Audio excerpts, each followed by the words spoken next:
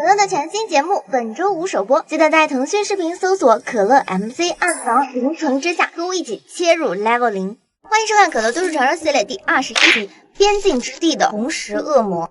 注意看，眼前的男孩正在和这片土地谈恋爱，原因竟是一群狗。他兴奋地跑去告诉年仅只有8岁的妈妈，妈妈却告诉他这件事情等你长大了再说。一转眼，男孩就长成了男人，而他和大地的恋爱也进行得非常的顺利。就在男人要找母亲索要彩礼的时候，意外发生了，一道巨大的裂缝突然出现，而母亲不幸地掉落其中。懵逼的男人一脸懵逼，看着隔壁王叔叔悲痛欲绝的样子，男人头也不回地跑了出去。可离开了部落的男人在野外面临了巨大的困难，他从小就在母亲的帮助下过上了衣来伸手的好日子。面对突如其来的独立生存，他连棵树都搂不动，随后更是被僵尸追杀。经过2年半的锻炼，男人的战斗技能突飞猛进，他过上了吃腐肉的快乐生活。男人跑了一路，最终来到了一处荒无人烟的地方。这时他的大地女友突然告诉他自己要送他一份礼物，原来是红石。男人立刻迷上了这种矿物，他利用红石创造了大量的电路和机器，可女友却告诉他这还只是红石科技的开始。接下来的几年，男人疯狂的建造红石线路，直到一个巨大的电路出现。当他启动这个巨大的红石装置之后，地面瞬间开始颤抖，一片怪异的地形缓慢升起，从此这里就被叫做边境之地。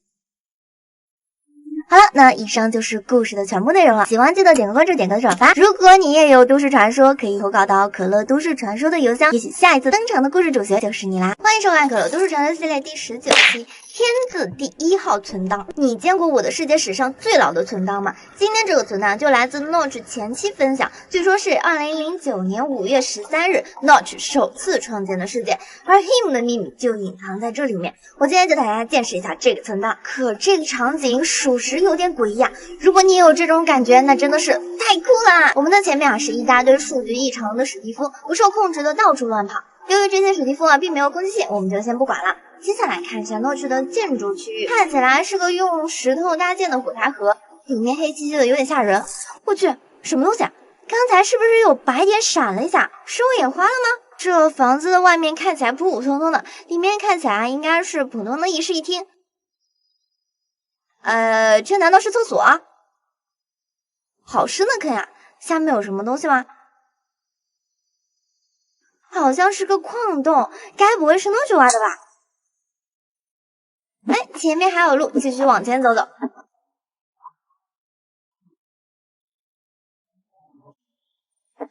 哇，这白光是 Him 吗？原来是个傻子史蒂夫呀，好像什么也没有，这也根本没有 Him 呀。谁把我方块拆了？好啦，经过可乐鉴定，这个存档没有任何恐怖元素，大家可以放心的游玩。好啦，那以上就是故事的全部内容了。喜欢记得点个关注，点个转发。如果你也有都市传说，可以投稿到可乐都市传说的邮箱，也许下一次登场的故事主角就是你啦。欢迎大家收看可乐都市传说系列第18期致命的钻石。事情是这样子的，一服务器中有2名玩家，此刻正在探索地牢，他们的目的是寻找墓地门。在寻找的过程中玩家突然发现了个箱子，箱子里只有1颗钻石，显得极其的诡异。至于原因呢，是那个东西并不叫钻石。对此，朋友认为是游戏的漏洞，建议直接丢给他。可玩家却是第一次见到8个物品，决定收藏起来。很快2个人就找到了墓地传送门，不过他们居然忘记了带木影之眼，只能先回去拿。紧接着奇怪的事情就发生了，正当玩家离开房间的一瞬间，游戏突如其来的一阵卡顿。告诉朋友后，朋友解释这大概就是服务器的延迟吧，但玩家却说自己看到了一些粉色和黑色的方块，贴图错误，这就非常奇怪了。服务器里没有任何的模组，也没有升级版本，怎么会贴图错误呢？随后朋友建议玩家在地牢里转一转，自己去看看服务器的设置。正当玩家来到读书室，准备拿点书架走时，意外发生了，一个贴图错误的玩家出现在了自己的附近，而仔细听当时的声音，竟然隐约像是求救的信号。而朋友这时也回来了，说服务器没有任何问题，玩家越想越害怕，那只能是钻石的原因了。于是连忙把钻石丢给了朋友，让他利用权限检查一下这个物品。就在玩家跑了2分半之后，突然一条消息让他毛骨悚然，朋友死了。几乎同时，那枚钻石又找上了自己，并且眼前的场景大变，而朋友则瞬间退出了游戏。紧接着，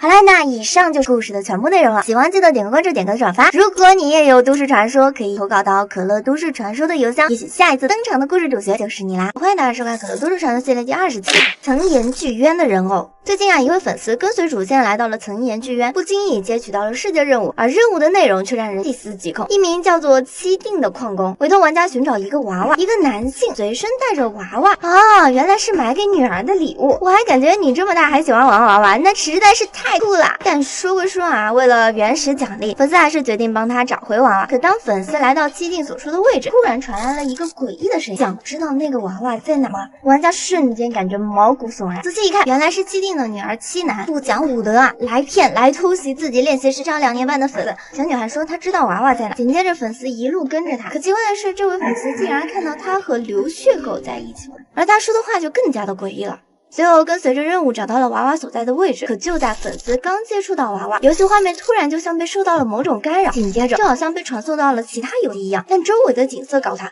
这里就是层岩剧院。自己仿佛变成了第一视角，而随着在周围探索一阵之后，这位粉丝突然意识到自己操作的角色视角是不是太矮了。好了，那以上就是故事的全部内容了。喜欢记得点个关注，点个转发。如果你也有都市传说，可以投稿到可乐都市传说的邮箱，也许下一次登场的故事主角就是你啦。然后欢迎大家收看可乐都市传说系列第15期聆听的微笑狗。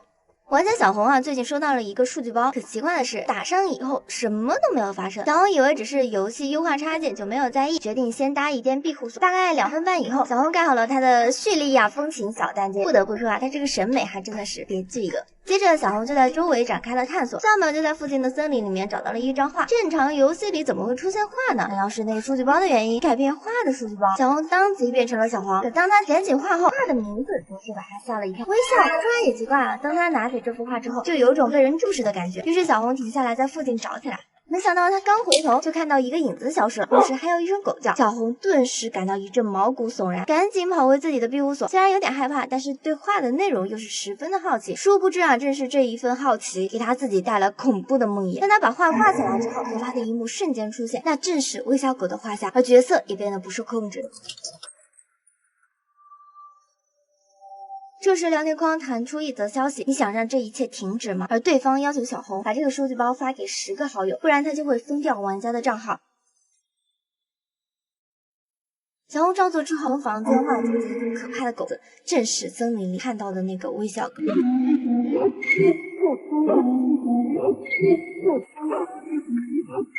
欢迎大家收看《可乐都市传说》系列第12期《诡异的艾利克斯》。注意看，这个8岁的小哥正在努力耕种，可突然他听到了身后传来一个奇怪的声音，懵逼的小伙有点懵逼。此刻他只想赶紧回家找妈妈。下一秒，一只5米长的母猫从草里窜了出来，伴随它的是一个18岁的老头。小哥想带老头进自己的米奇面包屋看好看的。紧接着，老头不讲武德，一刀就把小哥给嘎了。原来啊，老头正是江洋大盗。接着，小老头冲进了小哥的屋子里，把他珍藏的82年的钻石装进了自己的口袋。可诡异的事情发生了，自己的猫突然叫了起来，好像发现了什么东西。老头来到了猫叫的位置，紧接着他整个呆住了。只见墙上装饰着各种各样的人体方块，害怕的小伙伴赶紧点赞关注，进入安全屋。紧接着，老头在猫子的帮助下发现了地下室。经过漫长的1秒钟，老头终于进入了地下室。可下一秒被眼前的景象给惊呆了。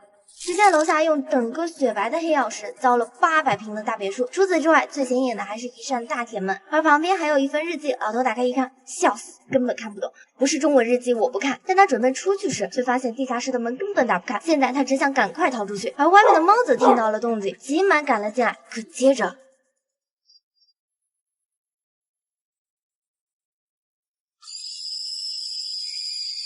欢迎大家收看《可乐都市传说》系列第14期《诡异的林地府邸》。事情啊是这样子的，一位国外的主播在直播的时候，邮件里收到了一串诡异的种子，并且发件人还说自己在最近的林地府邸准备了一份惊喜。主播当即进入游戏，跋山涉水跑了半个小时，才终于找到了这个府邸。可当他找到大门的时候，却被眼前的景象惊呆了。只见门口除了2根火把，还放了2个史蒂夫，这可把主播吓了一跳。毕竟自己玩游戏少说也有2年半了，从来就没有听说过府邸有这种情况的。主播当场表示要开始开门洋洋体，循环了2遍歌歌唱歌后，主播才终于回到了 MC， 然后就发现府邸里竟然没有怪物。当然自己可是困难模式，总不能是哥哥显灵了吧？可奇怪的不只是怪物，接着主播又在房间里发现没有叶子的树，不可燃的岩浆，要说更诡异的，还有供奉着5朵花的讲台。打开讲台上的书，上面的内容看好有13页，这在国外可不是个吉利的数字。主播强忍恐惧，一直翻到最后一页，而上面的内容正是这张地图的主人。可当他想走的时候，却发现 What the? I can't get out! Can't get out! 好啦，那以上就是故事的全部内容了。喜欢记得点个关注，点个转发。如果你也有都市传说，可以投稿到可乐都市传说的邮箱，也许下一次登场的故事主角就是你啦。欢迎大家收看可乐都市传说系列第13集《扭曲的艾利克斯》。今天故事的主角是 Dream 团队的 PVP 大神 Bad Boy。这天他正骑着自己的彩虹小马到处逛街，天空里突然出现了几只蜜蜂。熟悉游戏的朋友应该都知道，这个版本至少在 1.15 以上，但接下来看到的景象却让他瞬间毛骨悚然。只见视野里突然出现了一个 1.14 版本前的村庄，这就非常奇怪了。不过 Bad Boy 对游戏也非常的了解，认为这可能是个旧版本迁移的时候导致的 bug， 也就没有太在意，准备趁着晚上在附近看看。不知道有没有人注意到，这个村庄没有刷新新的铁傀儡，仿佛是被什么东西阻止了一样。当他重新回到村庄之后，却惊奇的发现消失了。Bad Boy 以为是僵尸的缘故，只能在周围找找看有没有幸存的村民。可当他来到村边时，一个诡异的影子突然出现在右下角。暂停放大后，我们可以看到这是一个艾利克斯，和模样属实有点诡异。而在他扭头看过去的时候，那个影子却不见了。Bad Boy 很无奈，只好先返回屋子。但房间里不知道什么时候出现了一排泥土墙，同时他还听到了一些奇怪的声音。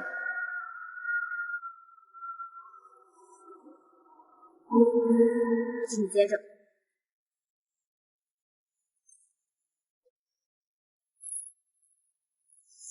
好啦，那以上就是故事的全部内容了。喜欢记得点个关注，点个转发。如果你也有都市传说，可以投稿到可乐都市传说的邮箱，也许下一次登场的故事主角就是你啦。原神有道名菜甜甜花酿鸡，但你有没有注意过，整个题网没有一只鸡？那花酿鸡到底是用什么做的呢？一名玩家像往常一样在原神中做委托任务，当他来到蒙德城外准备找一米借点肉时，突然游戏闪退了。玩家也没有多想，毕竟自己的电脑已经用了2年半了，配置不好导致闪退也是可以理解的。可就在他重新进入游戏后，却看到了卡的荧幕，世界好像中了病毒一样，变得十分的诡异。隐约还能看到屏幕上有东西在动，同时音乐里面掺杂着奇怪的声音。这名玩家虽然有点奇怪，但也只能认为是自己的电脑问题，是决定如期解决。就在他马上就要退出游戏的时候，弹出了个加入世界申请，而对方的名字看得不太清楚，好像是叫小黑者。重启游戏之后，世界变得正常了，这名玩家接着做起了任务，但在这个过程中，他始终觉得似乎有人在暗中注视着自己。做好了任务以后，玩家来到了须弥，准备探索新开放的区域。就在玩家将当地的西天神像激活以后，突然欢迎大家收看可乐都市传说系列第8集废弃村庄的无面之人。故事要从10年前说起，当时的游戏版本还是 1.7.10 版本。当时2名玩家正在矿洞中搜索钻石，可由于火把的数量不够，2个人只好先回家烧木头补充。就在玩家顺着小道返回的时候，突然自己不知道是被什么东西打落了悬崖。可更奇怪的还要说那个村民的声音难道是村民干的？这不可能，应该只是个巧合。不过既然有村民的声音，那说明附近有村庄呀。运气好的话，还能在铁匠玻璃找到钻石。返回地表之后，2个人很快就找到了一处村庄。奇怪的是，村庄里面没有一点的光亮，看起来像是废弃的村庄。但是诡异的事发生了，田里的作物竟然无法破坏。就在玩家和朋友纳闷的时候，突然房间里走出来一个村民，他半夜的到处乱跑，这让玩家感到非常的好奇。于是他打开了附近的一扇房门，紧接着瞬间让他汗毛耸立。只见里面的村民根本没有脸。接着2个人就连忙退出了游戏。等到后来再打开游戏的时候，却始终找不到当时的存档，据说是连同那个版本一起被官方封禁了。好啦，那以上就是故事的全部内容了。喜欢记得点个关注，点个转发。如果你也有都市传说，可以投稿到可乐都市传说的邮箱，也许下一次登场的故事主角就是你啦。2021年4月26日凌晨3点，一群外国玩家开了原神，出于好奇，他们输入了一串代码，竟然导致游戏发生了一系列的怪事。据说这4名玩家全都来自一个神秘的组织，叫做安博后援会，由一群喜欢安博的玩家组成。正当他们在游戏中操作安博到处探索的时候，突然石头后面不断的跳出字，吸引了4个人的注意力。他们急忙过去查看，转过石头才发现原来是雷史莱姆的免疫，还以为是闹鬼了呢。4个人开开心心的打败了史莱姆，下一秒，一名玩家却突然死掉了，直接把剩下的玩家给整懵了。明明周围的怪物都被处理掉了，那个玩家是怎么改的？4个人只好来到了蒙德集合。来到城门口的时候，一名玩过 MC 的玩家突然想到，如果打出 Q 的指令，游戏会怎么样？说干就干。4个人刚刚发完，一扭头，米竟然消失不见了，该不会真的是被清除了吧？4个人在周围找了许久都没有找到提米，那就只有一个解释了 ，MC 的指令似乎真的起效了。紧接着。视频到这里就结束了，最后4个人到底看到了什么，却成了一个谜团。事后有人在问起，其中一位玩家发了一张出自的安博图片，再也没有消息。一名玩家在 1.12.2 版本中意外遇到了一个奇怪的生物，而更可怕的是，当玩家更换版本之后，那个怪物依旧阴魂不散。这天，玩家米饭照常打开了 MC， 他生存技巧很高超，仅用了2分半就造好了自己的房子。做好一切之后，游戏也来到了夜晚，米饭直接上床跳到第2天。可当他醒来的时候，却发现自己的游戏竟然变得很卡，米饭只好检查起附近。更奇怪的是，周围并没有很多的生物，这是怎么回事呢？很快，米饭就找到了原因，原来是自己在后台下载了学习资料里有病毒啊，还以为是游戏里闹鬼呢。米饭奖励了自己2分半以后，决定出门到远处探索一下，毕竟玩了半天，连个村庄都没有见到。当米饭来到了一片山木林的时候，恐怖的事情发生了，只见远处有一个人影，把米饭吓得退了一步。可当他再看过去的时候，那个影子竟然消失了，这是怎么回事？暂停画面，我们可以看到，那人影的颜色和原版史蒂夫非常的相似，但问题是米饭并没有开启服务器，自然就不会有家的玩家。那问题来了，那个东西到底是什么？之后米饭又陆续看到了好几次奇怪的现象，但是都是瞬间就消失了。就这样，米饭一直找到了晚上，却始终找不到那个东西，只好回家睡觉。可这个时候，公屏却提示周围有怪物，米饭只好出门查看。可当他一扭头，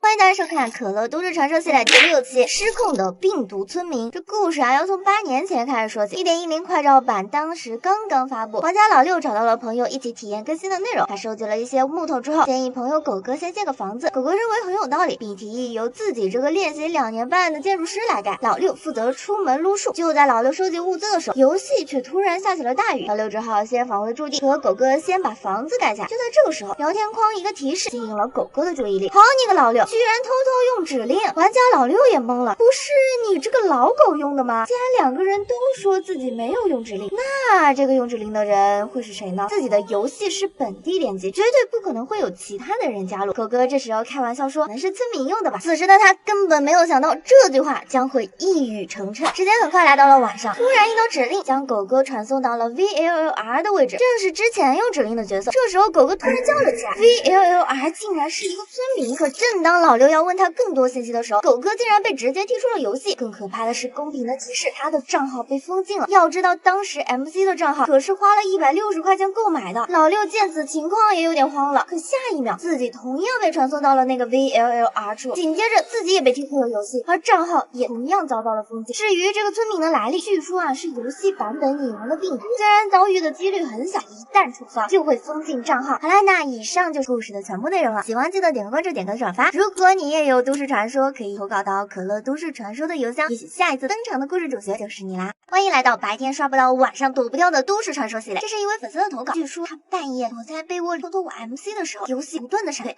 最后甚至遇到了可怕的一幕。事情要从一个种子开始说起。玩家阿 P 五一假期的时候，不知道从哪里看到了一个种子100000001，据说游戏资源非常的丰富，很合适没有很多时间的学生玩。不过我就好奇界面为什么是英文呢？他说方便学外语熟识是有点好学了。阿 P 对种子半信不疑，但抱着试试也不吃亏的态度就进入了游戏。可来到世界之后，他傻眼了。出生点不说资源丰富吧，起码也是物资贫瘠，不说什么稀有结构，连村庄都没有，看来是被骗了。不过阿 P 也没有退出，毕竟来都来了嘛。按照正常流程，阿 P 收集了一些物资之后，又嘎了几只羊，做出了一张床，准备找个地方建家的时候，突然就闪退了。阿 P 并没有多想，毕竟你懂的。接着阿 P 重启以后，游戏竟然直接到了黑夜，还凭空出现了很多的村民。这突如其来的变故，着实是把阿 P 吓了一跳，赶紧杀了头猪压压惊。当他回过神来，刚准备找村民交易的时候，游戏再次瞬间闪退。这时阿 P 有点慌了，该不会是种子的问题吧？阿 P 决定再试一次，如果还是闪退，那就不玩了。毕竟熬到凌晨1点，再玩下去就不礼貌了。可没想到这次进入游戏，竟然直接被埋了，并且身上的物全部被清空了。阿 P 连忙向上挖掘，重新回到了地面。当他出来后，眼前却多了几个别的玩家，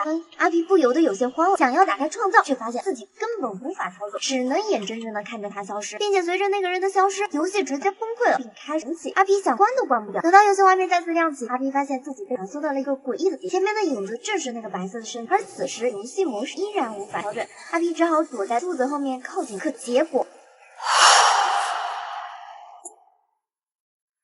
那以上就是故事的全部内容了。喜欢记得点个关注，点个转发。如果你也有都市传说，可以投稿到可乐都市传说的邮箱，也许下一次登场的故事主角就是你啦。1493028，据说是一串恶魔数字。当玩家把它输入 MC 种子之后，却遭遇了诡异的景象：燃烧的村庄、散落的红石，甚至还有死去的玩家。这是玩家无意中发现的，从家里的一本老书上看到了这串数字之后，好奇心就驱使他用1493028生成了世界。游戏的画面比较正常，奇怪的是这里的树全部都没有叶子。紧接着他又发现了一个诡异的一幕，那就是这个世界的羊竟然都被嘎了。不过考虑到游戏中狼会主动攻击羊，玩家也没有多想，决定继续往前找找，说不定就能看到狼呢。下一秒他就在地上捡到了一块肉，而地面上还散落着很多的红石，看起来是人为放置的。但玩家很清楚这个游戏自己根本没有多看，那这些是谁放的呢？玩家继续向前，可前面的一幕着实把他吓一跳。只见前面的村子燃起了大火，遍地散落着肉、红石、骨头和蜘蛛眼，而游戏里的音乐此刻也变得诡异起来。下一秒一个奇怪的东西就加入了游戏，并质疑玩家为什么能进入游戏，这里不是活人该待的地方，快爬！伴随着画面一阵抽搐，眼前出现了几名玩家。视频的最后，老哥也是被吓得赶紧退出了游戏。但1493028到底是隐藏着什么秘密呢？好了，那以上就是故事的全部内容了。喜欢记得点个关注，点个转发。如果你也有都市传说，可以投稿到可乐都市传说的邮箱，也许下一次登场的故事主角就是你啦。最近一名国外的主播在直播中参观自己服务器，却不曾想迎来的不是欢乐的游玩过程，而是一段恐怖的遭遇。主播的名字叫做好，咱们就简称他为练习生吧。这天他像往常一样开始直播，准备给观众看看自己的粉丝服发展现状。从家世击杀榜中可以看到，服务器里一共有15名玩家，非常的热闹。可奇怪的是，击杀数我算了一下，他们共杀了2.5万只僵尸，直接暴露了小黑子的身份。就在这个时候，服务器却一下子安静了下来，自己也无法打开对话框。练习生设置了半天，才终于改好，接着准备去地狱看看。但是当他来到下界正常跑路的时候，突然就被打进了岩浆。练习生以为是粉丝的恶作剧，就准备问问服务器的玩家，可这时他才发现自己又打不开聊天框了，这也太奇怪了。不过接下来的事更加的诡异，当他复活回来后，一出门就发现家旁边竟然多了一个十字架，看起来就像是某人的坟墓。练习生也不敢多想，由于不能发消息，他只好爬到高处，准备看看周围有没有其他的玩家。可突然的，地上竟然又出现了一个十字架，而下一秒，练习生就被踢出服务器，原因竟然是你死了。当他在服务器中问玩家的时候，却被告知你不是2个小时前就被僵尸打死，然后退出了吗？2名玩家半夜时分来到服务器中游玩，但是他们没有想到这一举动竟招来了一道可怕的红色声音。视频开始，主播胡子哥就做了自我介绍，今天来带粉丝通关 MC。很快，粉丝南瓜头也加入了服务器。虽说胡子哥已经练习了 MC 2年半了，可考虑到南瓜头是个新手，于是决定先让他去盖个房子，自己则到地下挖铁。很快2个人就干到了太阳落山。南瓜头担心怪物会闯进家里，一直不敢睡觉，胡子哥只好到外面搭建了一个铁傀儡，告诉南瓜头这是个保镖，有了他的守护就可以安心睡觉了。可这时胡子哥刚好要吃饭，就提议2个人先下线，等自己回来接着玩。南瓜头也不敢单独玩，就同意了。可当2个人回到游戏，眼前的一幕着实吓到了2人。之前住的房子已经被一把火烧了一半，更奇怪的是，在2个人检查受损情况时，总感觉有人在盯着。胡子哥只好带着南瓜头来到一处开阔的地形建家园。突然2个人就看到白幻灵里闪过了道红色的影子，但是个铁傀儡，但身上却全是红色。接着公屏上弹出了一句话，直接把2个人吓尿了。胡子哥当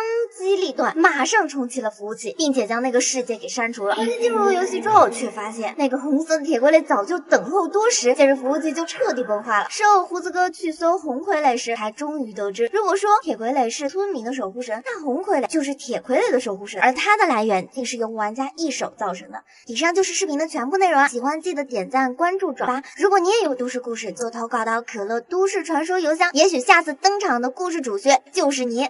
客关这个被大雾笼罩的岛屿上散落着许多罐子，但你有没有想过，罐子里的肉的来源可能是活人献祭？第一天来到客关，你会发现这里的 NPC 不像别处的那般好心，引发互动的时候，他们却在自言自语，根本不搭理你。除了阿刘，从他口中得知，阿刘是个喜欢唱歌的孩子，会在祭典上唱歌给卡奇丽听。到目前为止，似乎很正常，但明明有人告诉过你，客关的文明已经消失了数千年，那岛上的到底是人是鬼？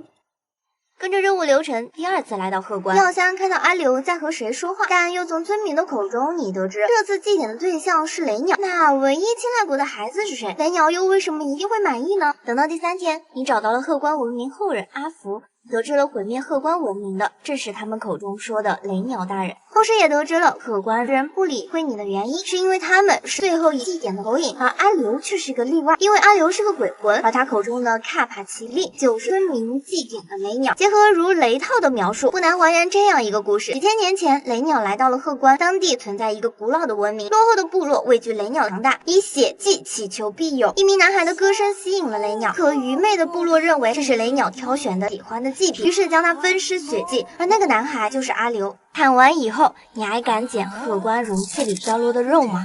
你可能知道 MC 有个恐怖版本叫错误422，可你知道错误437吗？据说这是 No 离开 MC 之前最后的一作。官网的一位主播就因为打开了这个版本，导致自己的电脑当场损坏。这名主播借助粉丝的帮助下载到了这个版本，可刚一打开，游戏界面就变得诡异了。主播被吓得连忙关闭了进程。这个时候他才发现，游戏图标不是正常的草方块，而是 No 像。虽然主播被吓到了，可转念一想，这要是做成视频节目，效果不是拉满了吗？所以他立刻又打开了游戏，这次倒是顺利进去了。可即使做好了准备，游戏内容还是让主播看呆了，因为这个世界竟然像错误422一样，食物都长到了空中。当他习惯了这个场景之后，突然只见画面一阵抽搐，接着游戏就崩溃了。当他重新进入游戏后，游戏里又发生了新的变化，自己的物品栏出现了乱码，并且也无法使用。接着主播身上突然燃起大火，而画面又开始抽搐，接着游戏再次崩溃，主播还是不死，再次打开了游戏，结果画面竟然直接开始闪烁了，而上面显色的大字救救我，接着他的电脑就彻底崩溃了。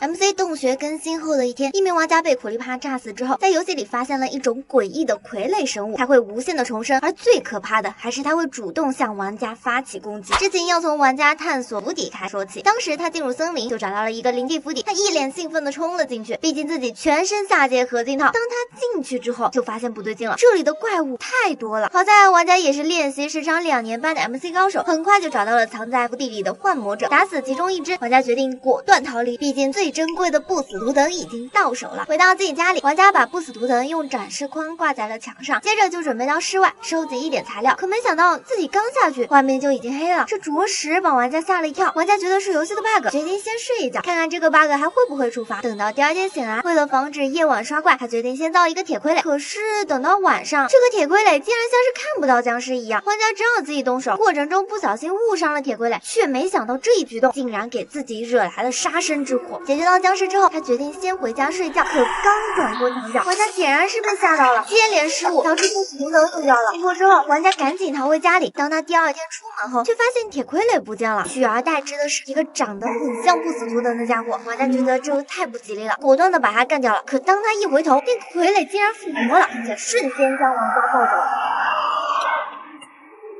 2019年6月，不断有网友发帖自己玩原神时遭遇了灵异怪事，这些帖子内容大致相似，半夜歌声、诡异黑影，一下子就让人紧张起来。而帖子最后无一例外都是一句“小明今夜会来找你吗”。跟随网友提供的线索，我们找到了帖子中提到的望舒客栈。据说望舒客栈中的大厨严笑就是第一个发现者。跟他对话之后，我们得知就在刚才，他在厨房里又看到了些不太对劲的东西。来到厨房后面，突然一个影子跑过去，看样子是个小女孩，哪来的小姑娘不讲武德，来装神弄鬼？来问问知情人。老板一副不怕鬼的样子，我看出来了，她就是你藏起来的私生女吧？被老板赶出客栈之后，却发现门外的石头竟然在发光，接着女鬼出现了，跟着她跑到了林子里面，接着听到了一首诡异的歌。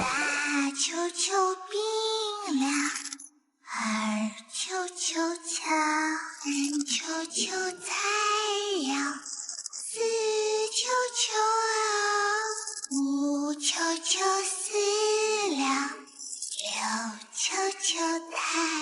我哥哥不来的话，小明会去找你的。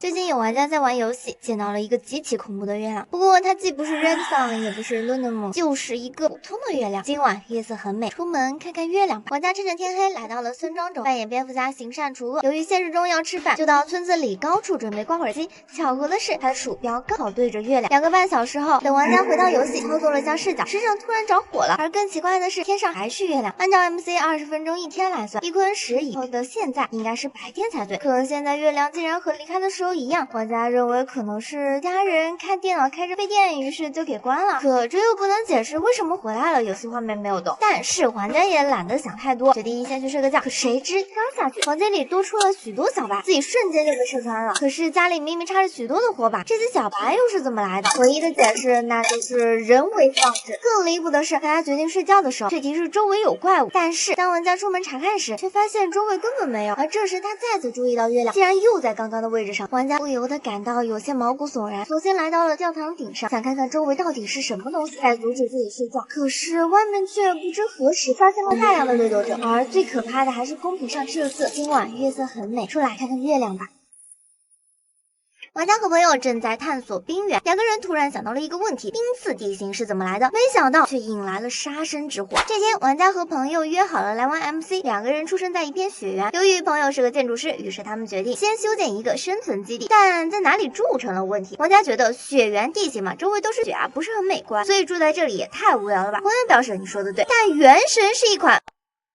两人在雪地上找了1分钟之后，突然朋友说他找到了一处冰刺平原，适合建家，毕竟冰刺平原非常的稀有。玩家表示你说的有道理，就同意在这里建家了。进入冰原以后，朋友突然说自己觉得这个地方有点怪，但哪里不对劲又说不太上来。而事实证明，朋友的直觉非常的准确，因为两个人很快就在附近找到了一个奇怪的冰柱，看起来像是颠倒的十字架。虽然觉得有点奇怪，但毕竟冰刺平原比较的稀少，两个人也不知道冰柱能不能长成这样，就没有太在意，而是由朋友盖房子，自己出去探路去了。很快朋友表示房子盖好了，喊玩家赶紧回来。玩家这时刚刚插上了一根火把，当他一回头，火把竟然灭了。玩家感觉有点诡异，连忙赶回家，但远远的正是之前看到的道士架。朋友建议先回屋里躲一躲，可刚进门就看到一个蓝色的尸体服跑进了矿道，跟过去却发现这是条死路，人呢？两人一致认为这地方不能待了，赶紧跑路。可刚出门就看到了一个村民，而在他对面正好是那个蓝色的尸体服。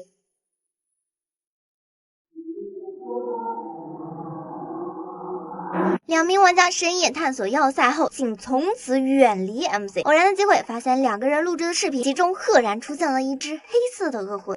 这天，玩家找来朋友玩 MC， 朋友很好奇啊，为什么要玩 1.12.2 这么老的版本？玩家只说是为了拍视频，至于是什么样的视频，他就根本没有说，只说到了下界你就知道了。而朋友也是心大，下矿收集了一些物资之后，就催促了玩家赶紧打开地狱门。看得出来，两个人都是 MC 的高手，起码有个2年半的收集记录。可进入下界后的场景，着实是把两个人吓了一跳。按理说啊，下界应该是有很多的怪物，可现在却安静的可怕。看到这里的宝子们就要说了，这要不是和平模式，直接点5个赞。而朋友也是这么想的，玩家只好打开设置，而游戏的难度的确不是和平，这是怎么回事？玩家的解释是，可能是周围岩浆导致亮度太高了，所以不刷怪。两个人决定边走边看，走运的是很快就找到了一处下界要塞，就算地面光亮太高不刷怪，那刷怪龙总不会这样吧？当两个人找到猎人刷怪龙的时候，左等右等，与其说是不刷，倒不如说是被什么东西给压制的刷不出来了。就在这个时候，突然传来一声诡异的声音，于是两个人直接开始找了起来。当玩家来到高处，旁边一道黑影瞬间闪过，继续找下去，那恶魂竟然直接带走了朋友。玩家见状，只好尽快跑到地狱门，和眼前的一幕让他直接傻眼了。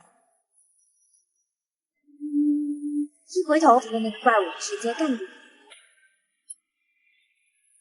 玩家最近从家里翻出了小时候用过的电脑，里面竟然有我的世界。正准备打开玩的时候，却发现了一件不的事情。根据玩家的描述，这台电脑是自己出生时家里买的，因此是古老的 Win98 系统，比大多数观众的年纪还要大。他出于好奇就把 MC 复制进去，没想到竟然能正常的玩。可仔细看，你就会发现问题。众所周知 ，MC 全拼是 Minecraft， 而这个游戏叫做 Minecraft。游戏启动之后，玩家发现自己出生在了一个僵尸村庄里面，并且身上的物品栏已经不是空的了，看起来就像是已经在这个游戏里生存过一样。玩家虽然觉得奇怪，但毕竟是复制的游戏嘛，可能是数据传输过程中数据错误也是很正常的嘛，就没有太在意，而是继续外出探索。奇怪的是，玩家在这个游戏里生存了2天半之后，游戏里的雨竟然一直没停过。就在玩家疑惑天气的时候，可怕的事情发生了。注意，前面就是高能环境，给视频点个赞，召唤大兵可乐护体哦。当他来到一处山坡，无意间跳跃了下去，那竟然是巨大的埃利克斯。更可怕的是，无论玩家跑到哪个方向，巨大的埃利克斯始终盯着他。刚好天也黑了，玩家只能尽快的返回家里。可当他醒来以后，天空中突然一个炸雷，当玩家太想逃了。玩家随后跑到了地下，躲了2天半以后，他觉得自己可能是安全了，回头一看洞口。最近啊，有个玩家正在单人生存中享受着悠闲的种田生活的时候，就突然发现田里的作物竟然全部消失了，而随后发生的事情就更加的匪夷所思。故事里的玩家刚从网上下载了一张生存地图，说来也奇怪啊，因为这张地图是从一个恐怖论坛里面找到的。在简单的逛了一下整个世界，玩家发现这不就是一个普通的休闲存档吗？等他第二天下楼的时候，却发现田里的小麦竟然消失了，看起来就像是被什么人给打掉了一样。这是怎么回事？要知道这可是单人模式啊！玩家想不明白，只能解释为这片农田下面可能设置了红石收集装置啊。于是他重新种好了小麦，又繁殖了些动物，接着就回到房间里。当他再出来的时候，却发现刚刚种上的小麦又消失不见了。难道是有人偷偷进入服务器来恶作剧？玩家决定在附近看一看。可当他来到森林的时候，一个黑影闪了过去，玩家蒙圈了，连忙找过去，却什么都没有发现。难道是眼花了？于是他只好先返回家里。突然公屏上提示有人加入了游戏，原来是自己的好朋友上线了呀！玩家立刻把发生的事情告诉了朋友。朋友仔细研究一番之后，得出了个结论，应该是末影人干的。为了让玩家放心，朋友果断进入了森林，准备把附近的末影人给清除掉。至于玩家自己还是有点害怕，所以留下来继续种田。很快夜幕就降临了，朋友在森林里什么都没有发现，只好返回了住所。回来的却是这样呀，好朋友却根本没有发现。就在两个人商决定下线删除存档的时候，突然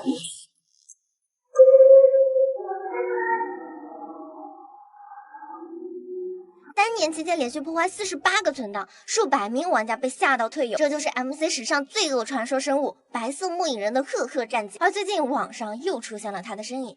视频中的这个玩家叫小黑，这天他和我一样收集一些物资之后返回了住所。查看过已经准备好的几项物品之后，小黑决定去末地击败末影了，却突然听到末影人死亡的声音。这个存档是单机游戏，小黑好奇出门查看了，结果门外竟然什么也没。这种情况下，小黑只能认为那应该就是游戏特性了，于是带好装备准备出门了。就在这个时候，小黑养的猫突然叫了一声，多是在告诉他不要出去，但小黑以为猫就只是饿了，也没有管，然后就出门了。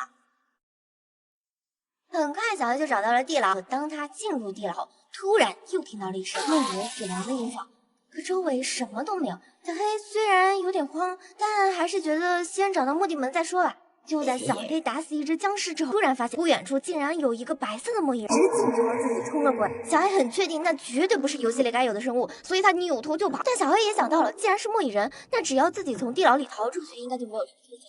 但是一旦被白色末影人盯上，那就是不死不休。小黑逃出地牢之后，跑到了一片平原。当他以为跑得这么远安全的时候，一位末影人竟然紧跟在身后。小黑吓得头也不敢回，落下之后自己安全。可是当他上楼的时候，却发现了可怕的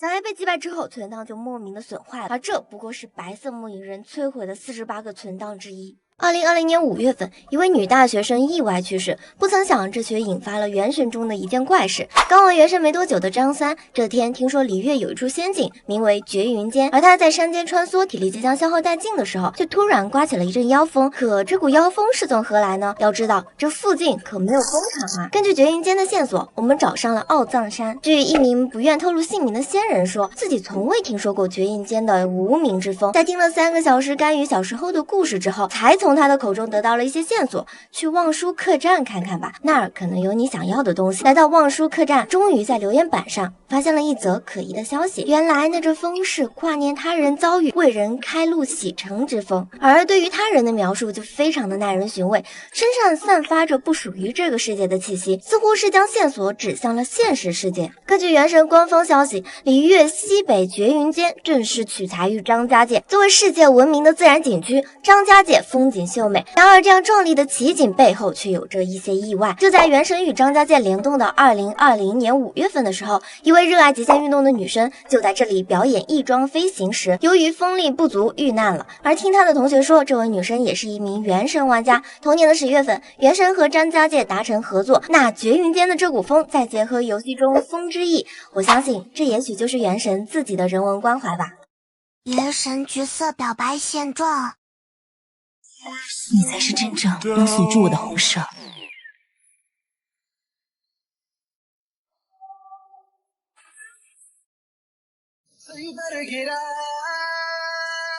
我越来越觉得你就是我理想中的那个人。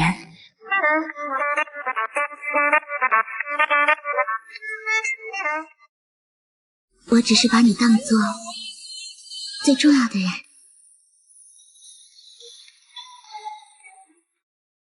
可以请你留在海奇岛，再陪我一段时间吗？如果需要为你而战，我会献出自己的全部力量。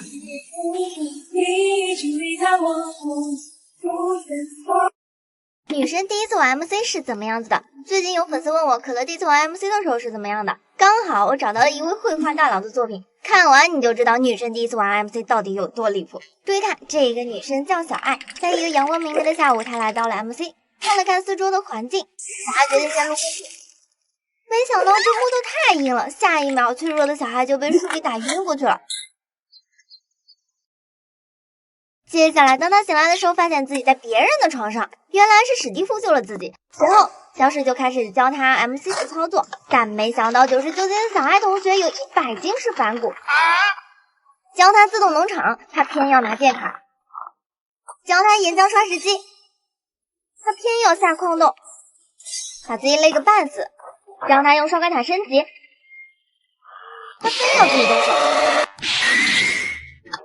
气的史蒂夫直接拿 TNT 就把小孩家给炸了。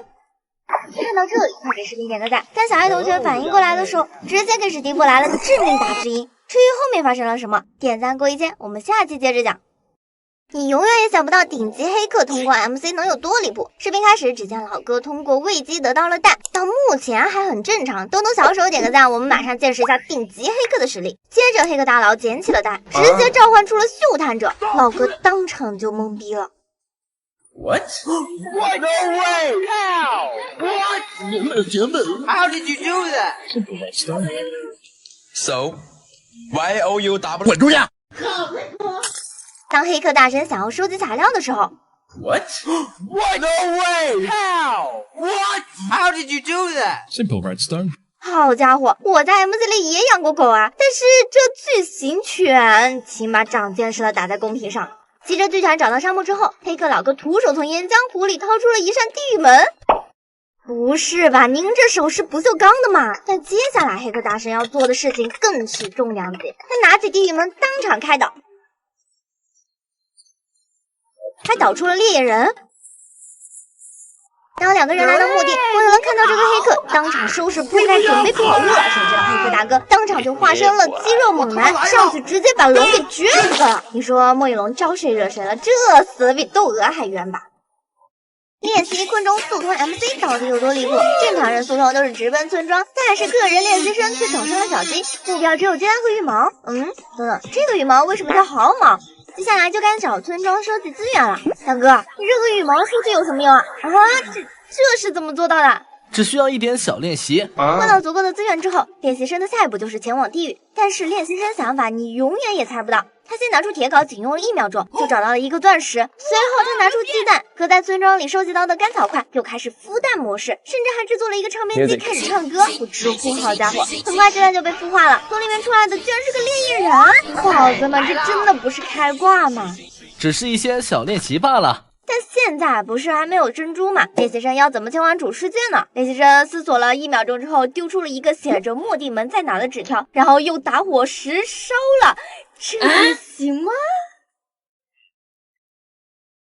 这是什么召唤术啊？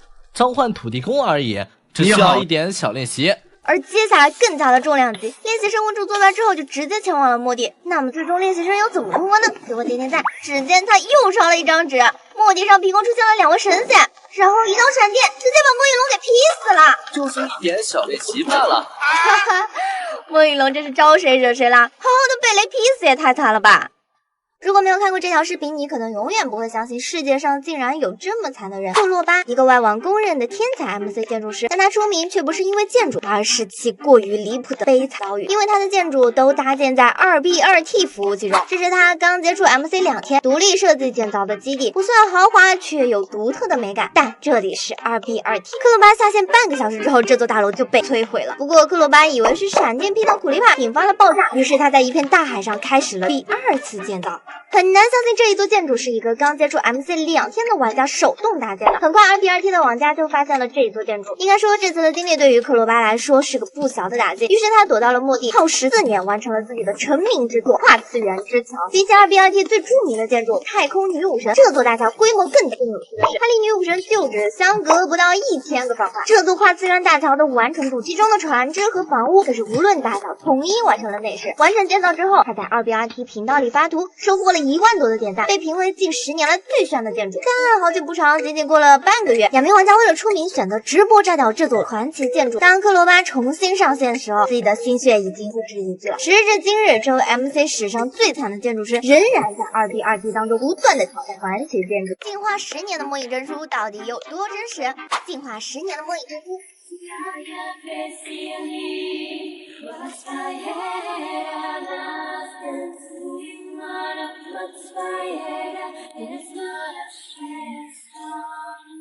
进化5年的末影珍珠。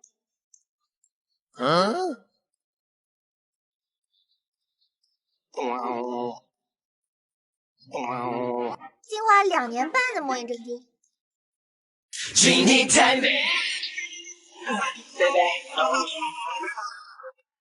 点赞后的末影珍珠。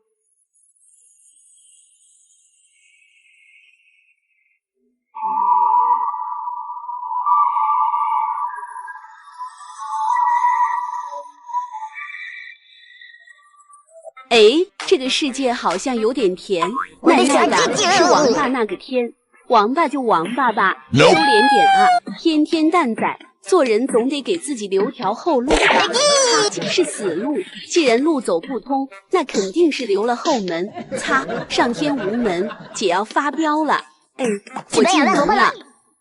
它怎么是防盗门啊？没事的，我已经很熟练了。收敛点啊！这个台子上居然没有弹板，作者良心真是大大的。喝不溜秋，跳蹦床，这个可太简单了。个鬼啊！别打脸啊！你放个弹板吓唬人，真是让我高兴了。作者就不能做点挂机观景地图吗？这样才招女孩子喜欢啊！姐也是女孩子啊，看我这招从天而降的草莓果冻，我已经看到终点的门。我擦！快点，快点！我真的受不了了。姐突然又受得了了。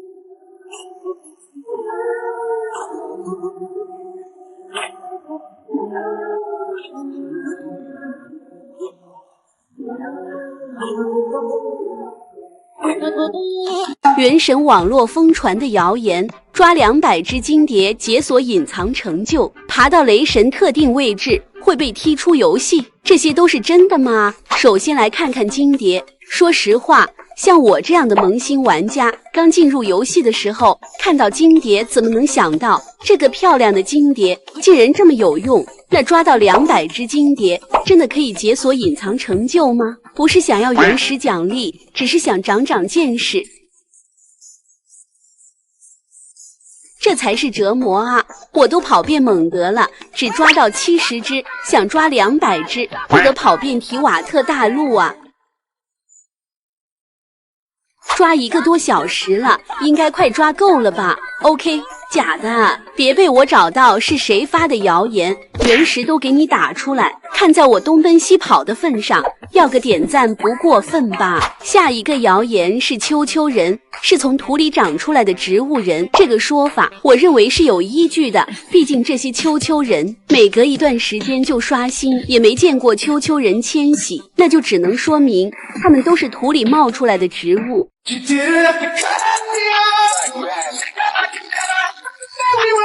其实我开玩笑的，我也不知道他们到底哪来的。最后一个谣言也是最离谱的一个。众所周知，在早期雷神的地位可以说是至高无上。哈哈，让我试试刀吧，给我倒下！因此，有玩家传出谣言，如果你爬到了雷神雕像某一特定部位，就会被踢出游戏。我不信。让我看看。注意看，这个世界被人劈成了两半，里面的玩家被迫分居两地，而一切都是由眼前的这个男人秃头哥引起的。原来就在几天前，秃头哥加入了这个服务团，要和他们一起玩，但服务器成员却要求秃头哥先完成落地挑战，然后趁着秃头哥还没有准备好，就把他一拳给打了下。秃头哥能成功的活下来吗？现在这个地点战，我们立马揭晓。只见秃头哥 Dream 附体，落地脚手架，毫发无伤。不过秃头哥很快发现这个地方是一个无限陷阱，他被损友给坑了，他当即决定报复回来，但是自己只有1颗星，要怎么面对这么多人呢？秃头哥很快就想到了办法，他跑到损友的家里，借用了一点点的 TNT 制造出了自动轰炸机。当损友们再次上线的时候，整个世界都被炸成了两半，分居左右两侧的玩家，而实际上他以领最终引发了战争。而秃头哥就这样看着他们，直到所有人都复活到陷阱中，等待秃头哥的报复。他妈的，捣蛋鬼模式怎么这么难啊？前几天蛋仔派对不是出了个压杀联动模式吗？我当时就进去狠狠地玩了，然后就被狠狠地教训了。当然不是因为我太菜了，主要是这个模式太折磨了。首先这个模式很好玩，我扮演各种角色，玩得也很开心。但是他说了什么啊？是只有聪明人才能看到他说的话吗？但你以为只有麦或网络延迟有问题吗？来看看这个。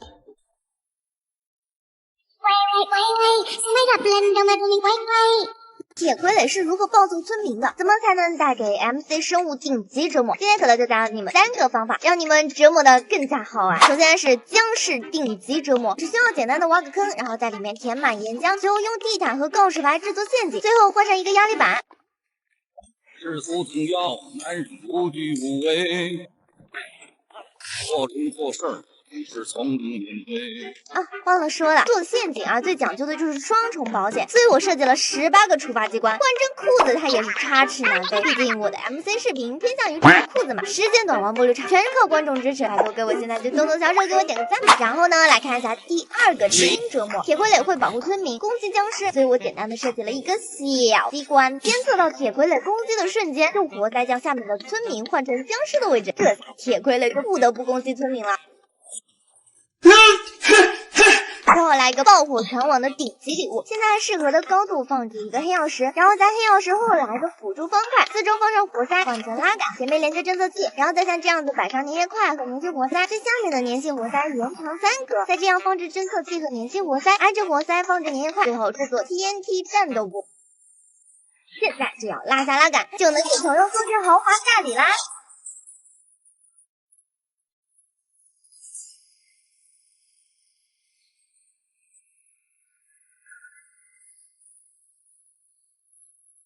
他妈的，原神这么强力的队伍，怎么就是没人分享呢？今天我们来看看 T0阵容：胡、吃、海、喝。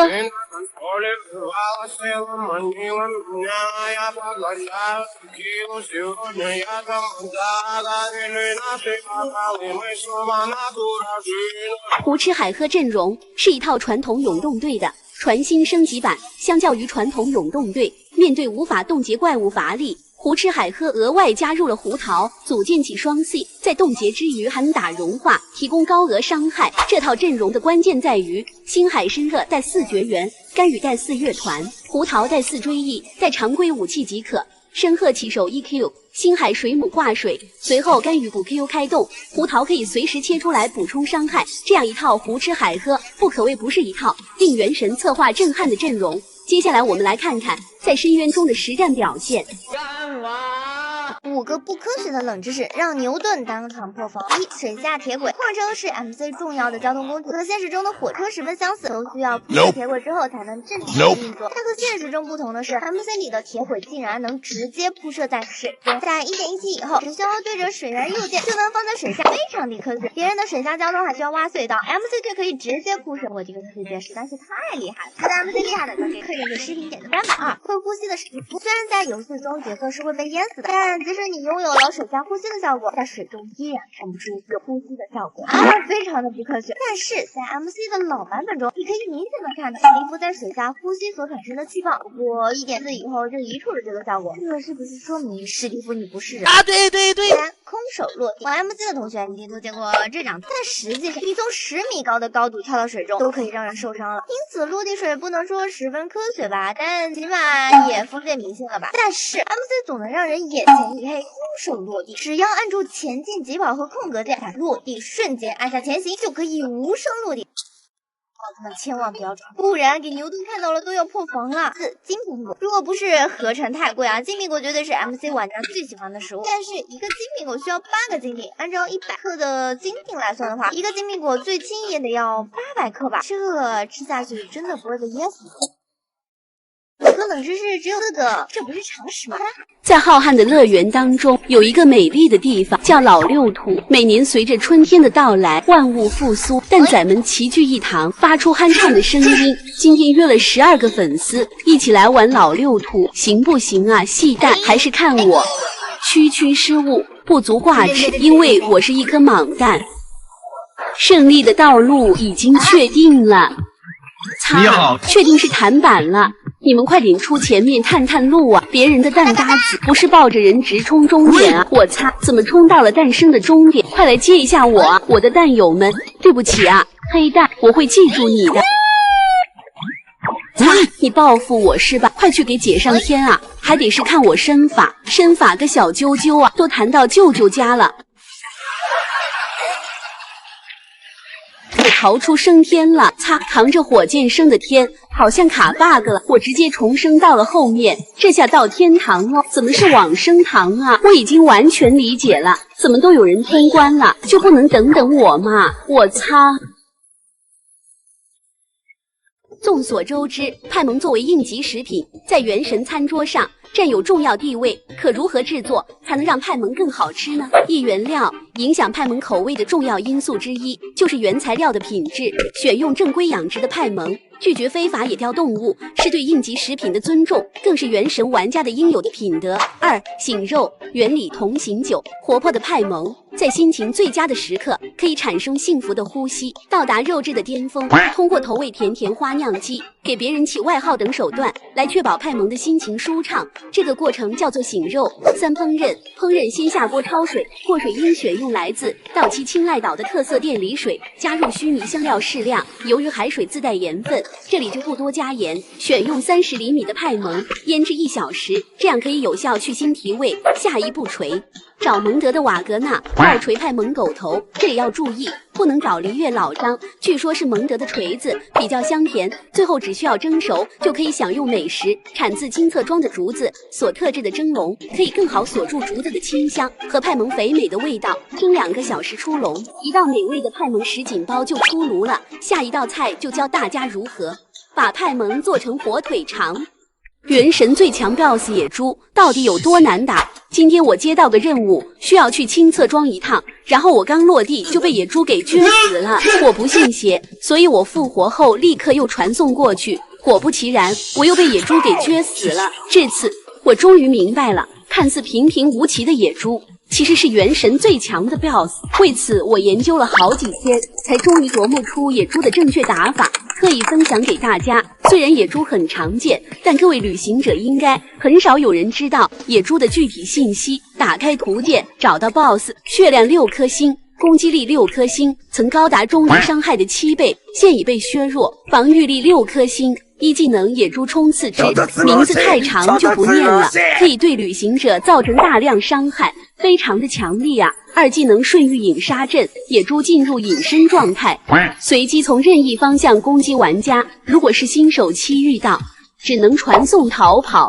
由于野猪技能十分恐怖，所以我们只能走核爆流，让他放不出技能。所以我们选择一个高倍率角色，这里选用9条沙罗打超载，相信以他12级大招819%倍率是能担任这个任务的。配对我们自然要带上6星真神点赞歌、圣遗物4宗室，同时带上砂糖满金跑龙，再随便带个莫娜进一步增伤。开战前必须做足准备，前主1晚先跳墙，然后去神像回满血，接着我们来到青侧庄，远处发现野猪，吃一个心跳墙，点赞歌大招挂火，秒击砂糖增伤，最后9条沙罗一记雷光签到，这就是坚持和努力的结果。我相信只要你肯奋斗，练习原神2个半月，你也可以像我一样轻松打败野猪。记得关注点赞，拜了个拜。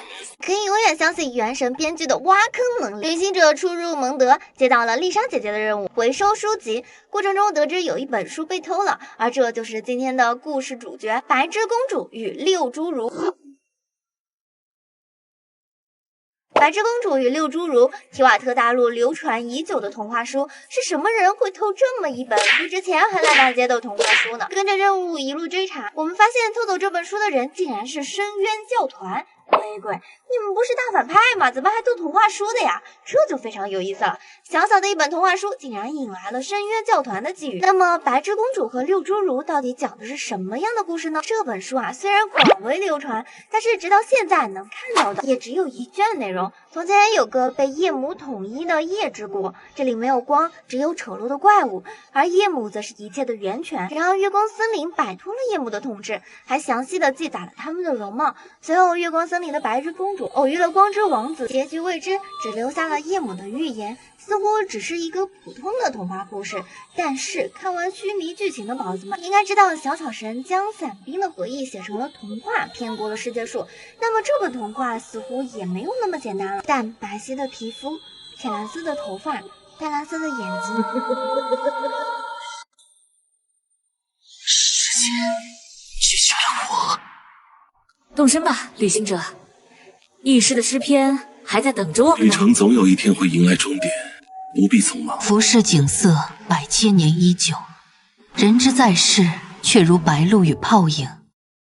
跟着我说，3、2、1，1、2、3，啊啊！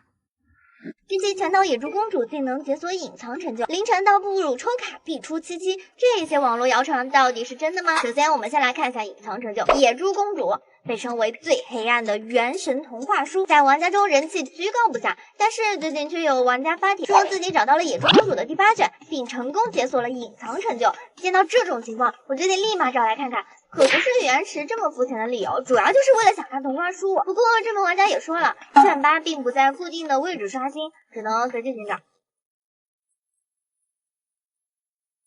整整找了1片终于在龙脊雪上的这个地方找到了。看在我辛苦满世界到处跑的份上，他就不要白嫖了。现在我们直接获取了这本书，果然不出我所料，第一个完全就是骗人的。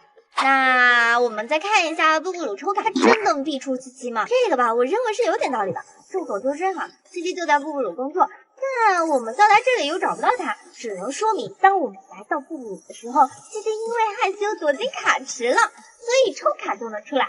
不信我给大家试试。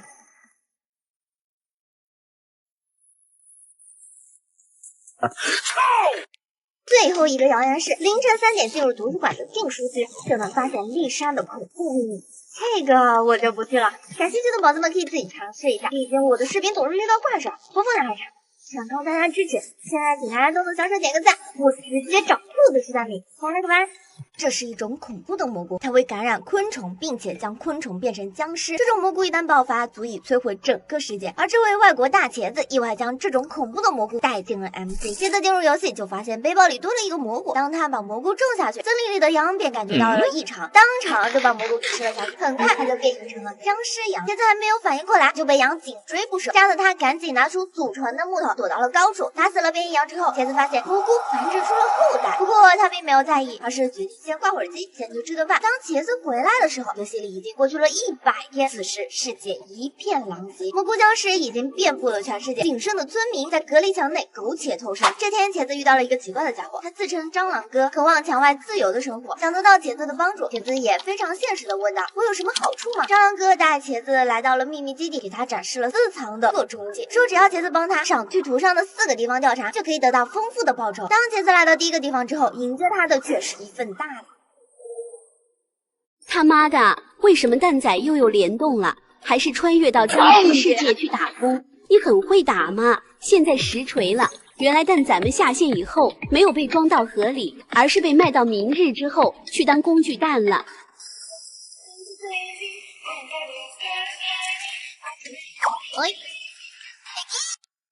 妈妈呀，还会拿钩爪帮忙摘苹果，肚子里还是个大背包，身上装不下的物资都能放进肚子里。我擦，那岂不是每次拿东西都要伸进蛋仔肚子里？除了当背包，打工蛋还能变身武器大师。在制作武器时，只需要点一点蛋仔，它就会直接睡觉，睡醒了就给你捣乱。像这样的蛋仔一定要狠狠的调教，让他们给你盖房子，没盖好就不给饭吃。来不及，不得不说，来到这个世界的蛋仔们是真的很勤劳，甚至在紧要关头，你可以直接拿出蛋仔充当武器。家人们，这蛋仔也太可爱了吧！不说了，评论区扣1。就给大家送活的。视频里的诡异生物是最近很火的长腿史蒂夫，由一名俄罗斯主播命名。而这位战斗民族主播，在2次遭遇长腿史蒂夫后，竟然从此断根消失了。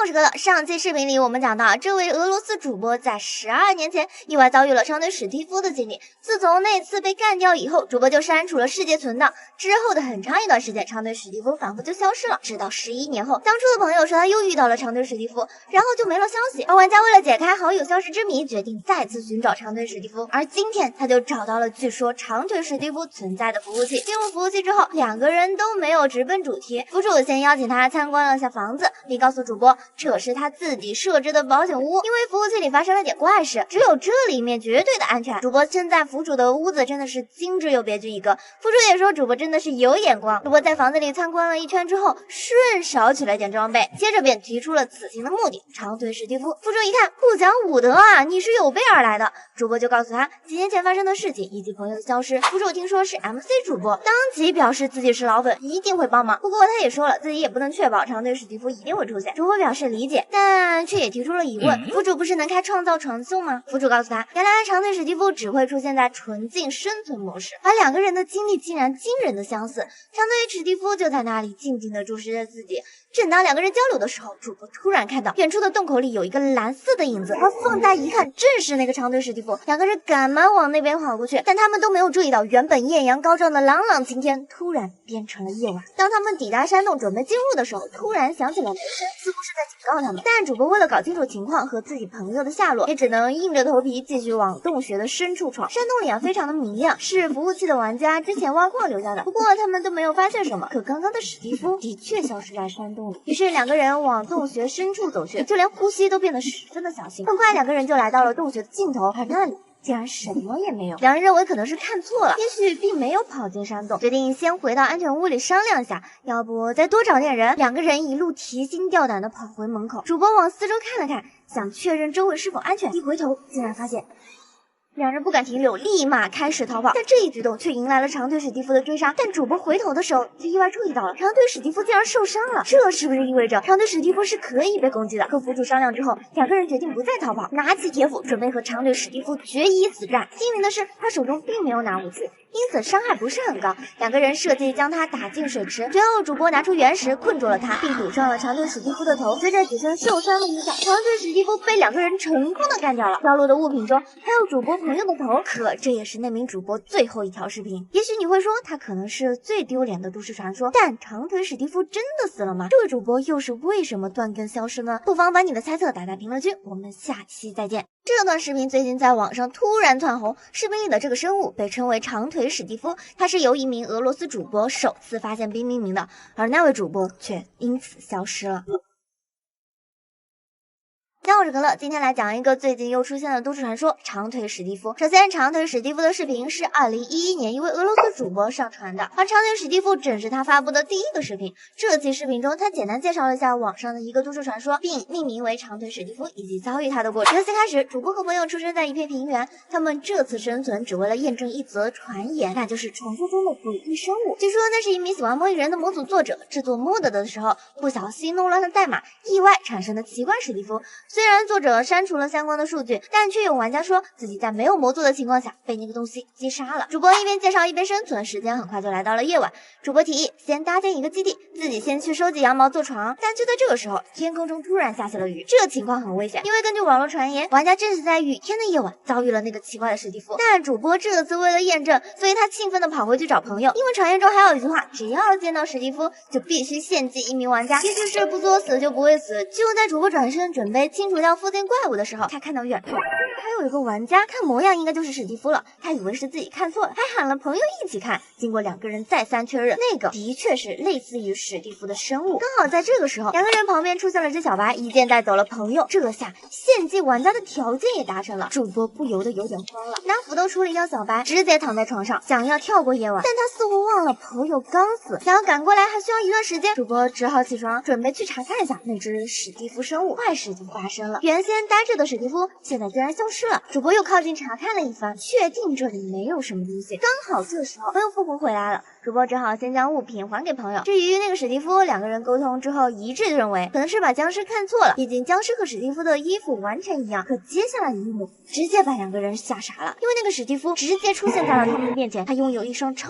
级夸张的大长腿，细长的手臂，最离谱的是他没有脸。主播根据这些特点给他起了一个名字，长腿史蒂夫。奇怪的是，史蒂夫只是静静的看着这两个人，直到主播打死了一只僵尸，下一刻长腿史蒂夫就像发疯了一样开始攻击他们。两个人见状拔腿就跑。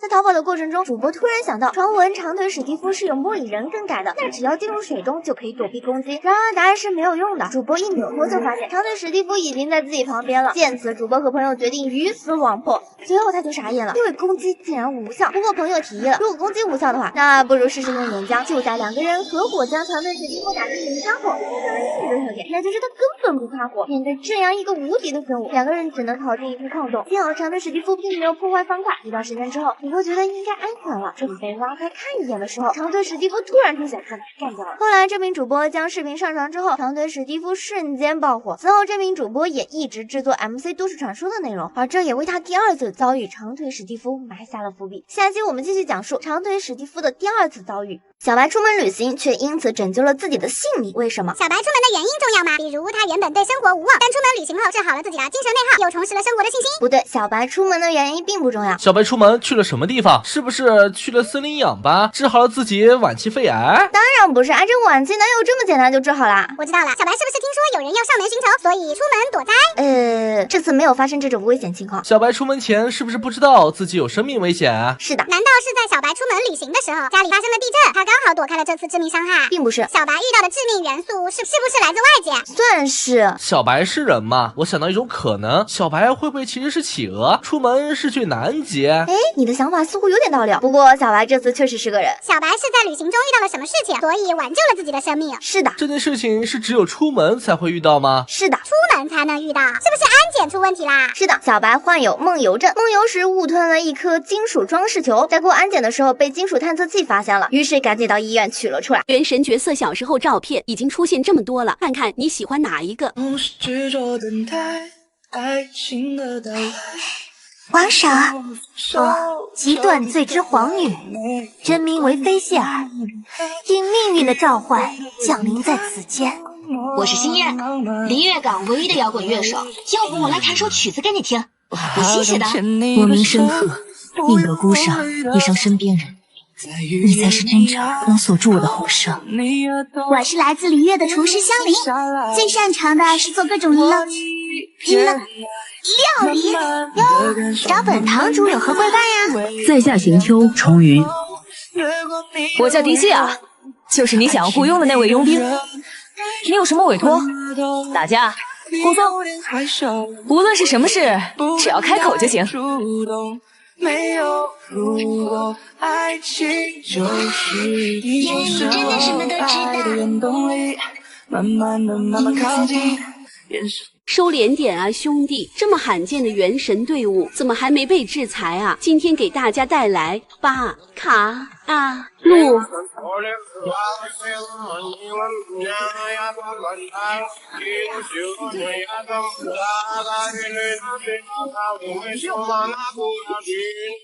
巴卡亚路是由物理队进化而来的罕见队伍。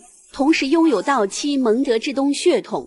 4个人凑不出一滴璃月成分。我们都知道，以往的物理对弊端非常明显，那就是没有主 C， 所以我们直接摆烂，舍弃主 C 概念，利用米卡带来的高攻速加成，实现人人平等，大家都有战场输出的机会。这套阵容的关键在4个角色全部带是金套，优先选择带充能词条，这样得到的物理队还拥有了速切爆发，哪里亮了点哪里。武器选择常规即可，8卡压路，放在整个原神配对圈子里都是相当罕见的存在。相信以我这套领先原神10个版本的队伍，区区深渊，看我直接拿捏。干嘛？哎呦！宝子们谁懂啊？区区一碗牛肉面。怎么变成蛋仔噩梦？据说是现实改编，还是多结局结尾。我今天来到这家牛肉店打工，老板不知道去哪儿了，留下一张纸条，要我打扫卫生，并叮嘱我不要乱逛。我把桌子上的大碗全部收起来，拿到后厨倒掉残渣，却闻到一股恶臭，可能是过期肉的味道吧。水槽里还有没洗干净的牛血，我把洗干净碗后放进了柜子，就等着老板回来结工资。不过想到老板纸条上的字，冰柜坏掉了，那里面的牛肉估计也不新鲜，怎么能让客人吃不新鲜的肉呢？还是由我带回家好了。所以我决定去冷藏室看看。进入后却发现冰柜里的肉好奇怪，门好像也打不开了，我只能继续往里面走。在其中一条路的尽头找到一把斧头，用斧头劈开另外一边的路后，拿到一个缩小药剂，但我却找不到任何出去的方法。最后在墙角发现冰柜的缝隙里有东西，缩小进入后发现了一把钥匙。不幸的是，当我找到钥匙后就被冻死在冷藏室。所以这张地图里到底有什么啊？怎么会变成蛋仔的噩梦？宝子们能不能在评论区告诉我一下？小白完成了绘画作业，妈妈看后竟当场崩溃，请问为什么？小白是不是画了什么少儿不宜的东西？并不是。那小白是画了什么不正常的画吗？算是吧。那小白这幅画的内容重要吗？小白画了一幅非常抽象的抽象画啊。很重要，但不是抽象画。小白的年纪有关吗？他是小孩子吗？是的。小孩子的绘画作业会画什么？小汽车、学校、炸鸡？都不是。会不会是全家福之类的？是的。绘画作业的题目是我的爸爸妈妈。小白是没有爸爸，但是画了个爸爸吗？并不是，小白并没有多画。难道是小白在爸爸的位置画了个老王？妈妈以为自己的秘密被发现啊？并不是。题目没出现爸爸，他是不是死了？是的。小白是画了妈妈杀死爸爸的过程。不是。小白知道妈妈杀了爸爸吗？是也不是。小白看到了，但是不理解是什么意思，是吗？是的。那我知道了，尸体是不是被妈妈藏了起来，而藏的地方被小白画在了画中？没错，妈妈误杀了爸爸，于是把爸爸藏在了沙发里，还骗小白说爸爸出差去了。但是看到小白绘画作业我的爸爸妈妈中立起来摆在2人旁边的沙发时，妈妈才知道小白一直知道这件事情，所以崩溃了。道期神里流太刀术接传，神力灵华参上。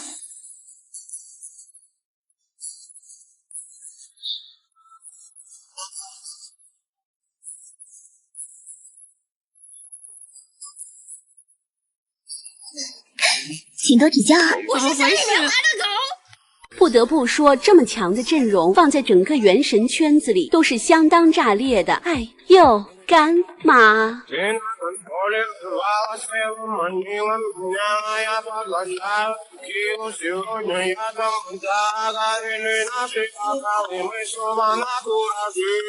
哎呦，干马阵容是一套新概念脱手队伍，集齐了原神所有小黑子属性角色，能在不经意间召唤鲲的力量，造成可持续性的爆发伤害。传统脱手队伍非常吃角色练度，但是我们这套新概念自动队只需要很低的投入即可打出高额伤害。阵容的关键在于角色的装备是金套，武器也只需要带精通词条，给元素反应增伤。爱干马技能脱手后，小枣又原地开滚，你永远不知道下一个元素反应是什么，给人一种刮刮乐的快感。待会儿去打12层深渊的时候，你就会知道这。肯定不敢相信，最近一名玩家下载了最新的快照版本，准备体验新版更新的时候，世界却变得诡异了起来，并且随着游戏的继续，奇怪的现象更加明显。根据传闻啊，这名玩家是一个叫做 XUKUN 的2岁半的孩子。当他穿过出生点的森林，来到一片沙漠时，发现了一个村庄，并且在远处还有一个村庄。玩家非常的兴奋，毕竟此刻太阳落山了，小孩子对游戏怪物还是非常害怕的，所以他准备在村子里躲一晚。但当他进入村庄的时候，眼前的一幕他吓坏了，因为这个村庄里竟然没有一个活人，只有几只猫，这是怎么回事呢？难道这个村子是猫村？玩家敲了敲钟啊，原来是村民晚上在睡觉，还以为是闹鬼了呢。但这个玩家却没有想到，正是这个敲钟的举动给自己带来了麻烦。就在他敲完钟放松下来的时候，碰巧发现了一只骆驼，简直就像是有人故意放在这儿的一样。不过玩家也没有多讲，毕竟嘛，2岁半的小孩子嘛，能有什么想法呢？小朋友非常喜欢这些动物朋友，和他们愉快的玩在了一起。这一玩就玩到了第2天。当他来到旁边的村庄闲逛的时候，聊天框里突然弹出了一则提示，一名玩家取得了成就，这名玩家叫做你的朋友。而更细思极恐的是，这个成就的名字叫做他知道你在哪儿了，他知道你在哪儿了。这让小徐坤感到非常的可怕，所以他拔腿就跑。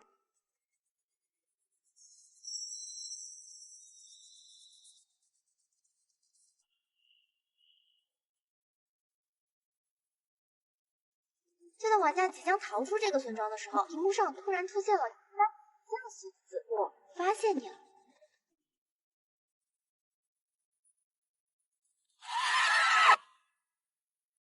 MC 村民商店正式开张，有意购买商品的消费者，请阅读进店须知后再进行购买，视频点赞，节税退散。1. 村民商店全天24小时开放，玩家可以在任何时间进入。购买时有概率会遇到服务员与你闲聊，请将您的身体立刻朝向他，与他交谈时保持看着他的眼睛。2. 村庄中流传着这样的谣言，说商店里的肉不干净，没有人知道肉的来源，这当然不是真的。即使它是真的，当其他人询问谣言真实性的时候，你也应该回答对方，村民商店里的肉来自世界上最好的地方。3. 如果你在深夜来到村民商店，偶尔会听到刺耳的尖叫声，请克制自己的好奇心，不要让服务员发现你注意到了叫声。服务员只是在收集商品，千万不要吸引服务员的注意，也不要去寻找声音的来源，除非你想成为商店里的商品，否则请安静离开。4.